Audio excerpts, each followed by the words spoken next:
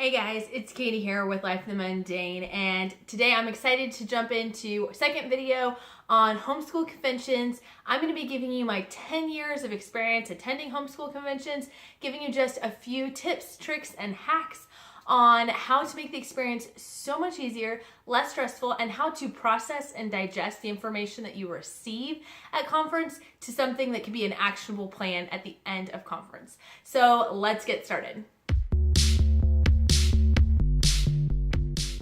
So last time I talked about how to prepare for conference and why I think conference is important.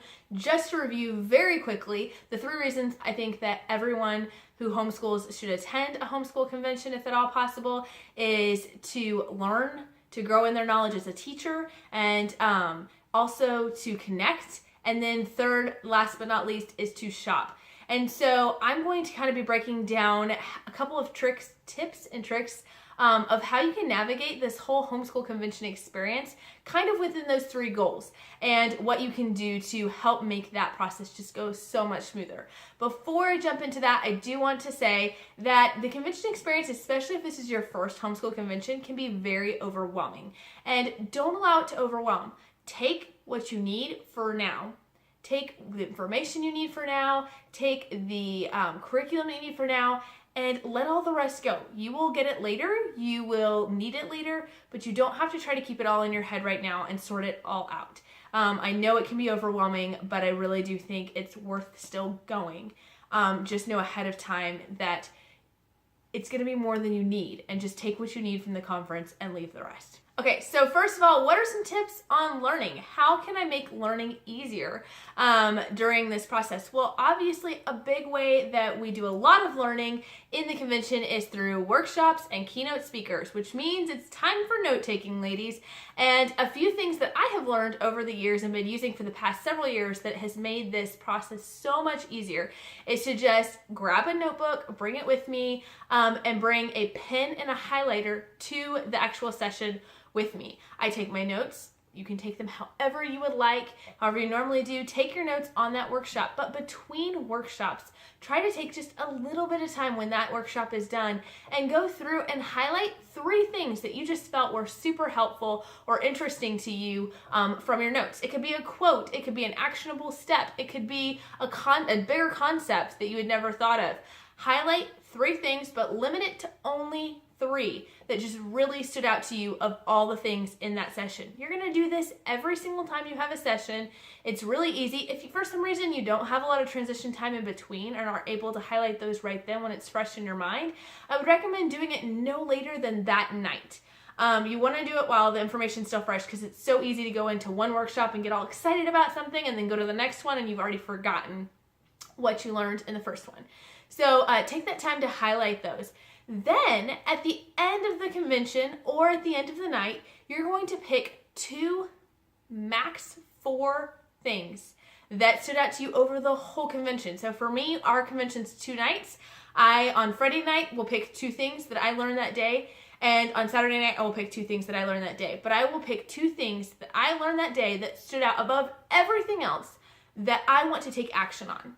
I want to take action in praying for that specific character trait in my children or in myself. Or maybe I want to implement this learning style as soon as possible. Maybe it's that I want to purchase this curriculum or at least look into it. But I'm going to put a star sticker next to those top things. This is going to help you as you exit the conference to know exactly where to focus your direction, because like I said, it's easy to get pulled a lot of different ways. This is going to help you keep focused on the goal at hand and what's important to your family right now. Everything else is still in your notebook. All those other fantastic notes, all those other great highlights are in there. So you'll be able to get to them when you're ready for them, but you're going to be able to act on the most important things for yourself and for your family right when you need them. And then it kind of works through that process. Once you've completed those or looked into those thoroughly, then you can start going through the other notes and gleaning what information you want from them. This also helps when you're looking from past years and you're flipping through your notebook. You can quickly see some of the things that you learned that maybe you forgot about and can bring those back to mind. Also, another thing with learning is, like I said, there's so much information coming at you that it's a good idea that as long as you've taken this note-taking system, you know where the information is that you need when you need it. So my recommendation is when you get home from convention, rest, eat something, sleep a little bit, and give yourself 24-hour break. Don't talk about it. Don't think about it. Just let your mind kind of clear for a little while. And for me, this is very hard because convention just pumps me up. But take a 24-hour break. Just pray about the things that you've learned. Maybe mull over them. But as far as verbally working on them or taking action steps, wait 24 hours and get into those things that next Monday. And then start working through those things. This gives you a chance to just mull over and make sure that you're not making any big decisions on a conference high. It's very easy to get so excited about everything that's happening that you just come home and scrap all your plans that you had made. And while it's not bad to tweak and adjust, we don't want to be foolish in our thinking. So giving yourself a little bit of time to process the information you learned and then to take action on it is going to be so important, and you don't have to worry about forgetting where you were going because you have those things listed out in your note-taking system.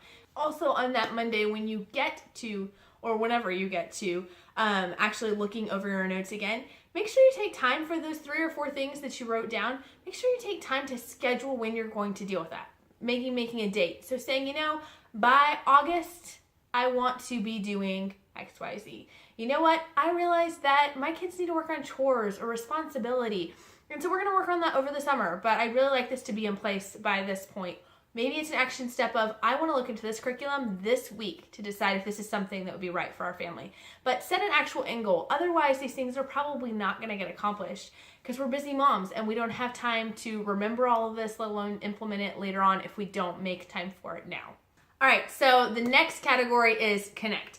We go to convention to connect, so what are some tips and tricks?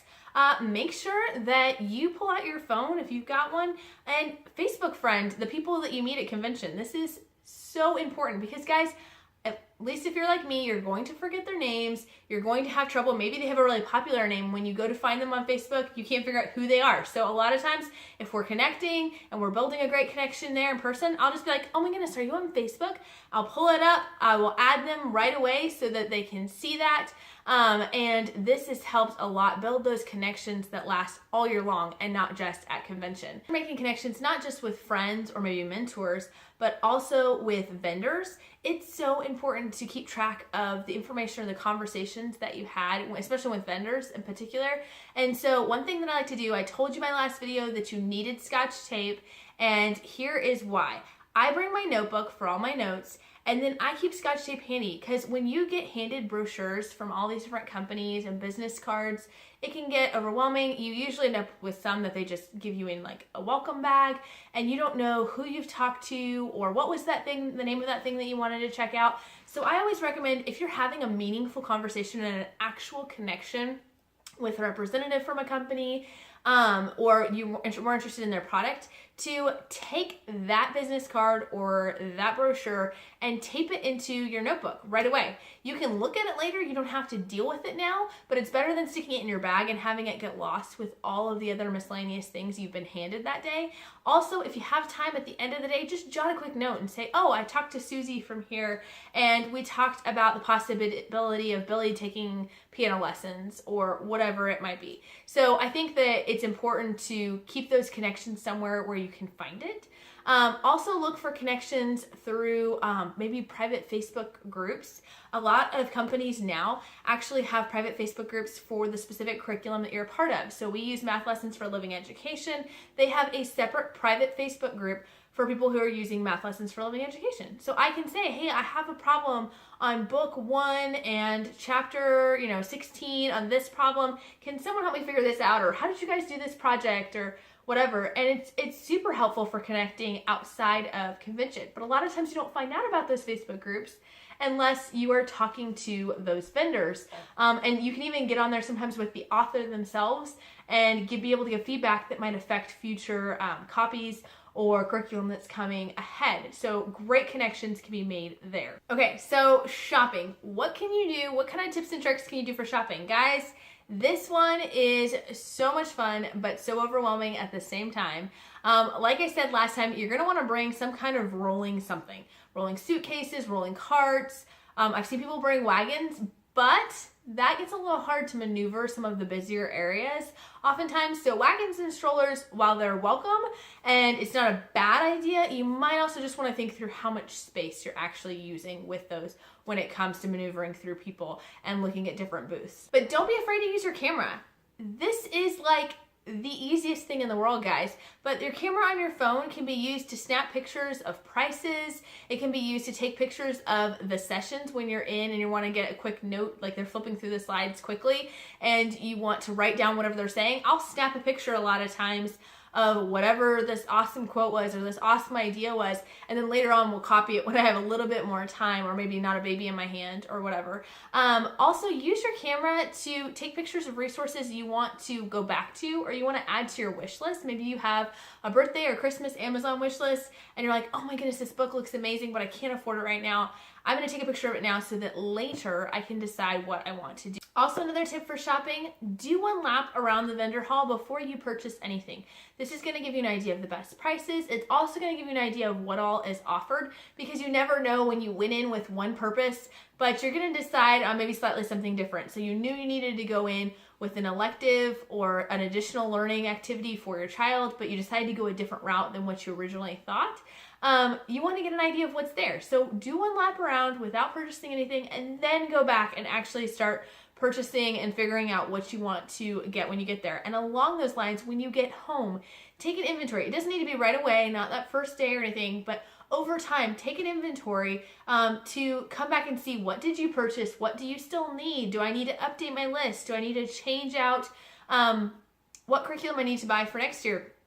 Because maybe you bought your history already, but they didn't have the science that you wanted. So you need to keep that on your list to maybe look at in the future on buy and sell trade sites or through used curriculum sales. Keep your list up to date, but I probably don't usually do that until about a week later, just because there's so many other things going on with conference that I don't have time to get to it then. But make sure you make time to update your list on what you already have and what you still need. Another fun thing that I mentioned last year when I talked about this topic on my Facebook Live, oh my goodness, guys, I watched that and it made me cringe. But you know what? We progress, and I'm sure next year I will look at this and it will make me cringe too. So, but I was trying out a new system and it worked pretty well, but was to actually have address labels printed out from my computer that had my name, my email address, my phone number, things like that, that oftentimes a lot of these vendors are running contests. And so I had that printed up on a sheet all ready to go, and each label had that basic information. And then all I had to do was pull it off, stick it on their entry form, and then if there was a few other boxes to check, that was great, but I wasn't sitting there writing the same information over and over and over again. And it saved me a lot of time. It may seem silly, but it really can be helpful. So there you have it. That's just a few tips that might help you throughout your convention experience. Be sure to check out my preparation before video, especially so you can figure out some of my tips on meal planning and hacks to get cheaper food and or how to plan food at home for your family during this convention experience.